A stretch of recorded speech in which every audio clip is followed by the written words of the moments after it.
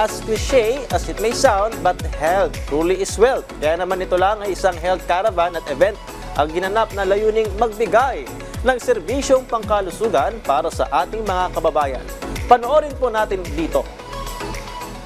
Isa sa mga mahahalagang aspeto ng ating buhay ay ang kalusugan, kaya importante din ang patuloy na pag-aalaga nito.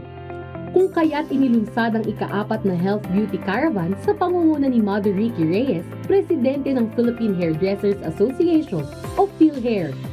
This is the most beautiful job in the world. You make people beautiful, and when you make them beautiful, they will feel beautiful, and when they feel beautiful, they will do beautiful things to other people also. 40 taon na ang nakakalipas na magsimulang tumulong si Mother Ricky sa mga tao. At 4 na taon naman nang simulan niya ang naturang Health Beauty Caravan. Bahagi ng nasabing programa ang Philippine Red Cross, Philippine Cancer Society at Metro Manila Mayor Spouses Foundation kamakailan lang sa isang mall. Today we celebrate feeling good, looking good, and most importantly, giving back to our community.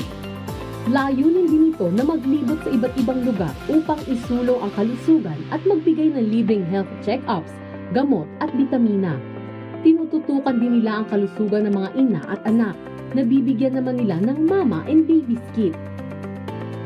Makikilahok din ang lahat ng mga beauty practitioners mula sa Baguio, Lucena, Laguna, Cavite, Rizal at NCR sa mga seminar tungkol sa mga bagong produkto at mga kompetisyon sa iba't ibang kategorya.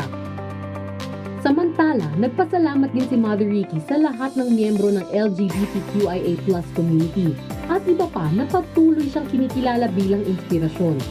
Always remember na ang buhay natin, tayo lang ang may hawak. Let's make our life beautiful. Let's make our life a relevant one. Tunay ngang ang kalusugan ay importante at marapat na pangalagaan dahil hindi lamang ito isang responsibilidad, kundi isang puhunan sa ating magandang kinabukasan.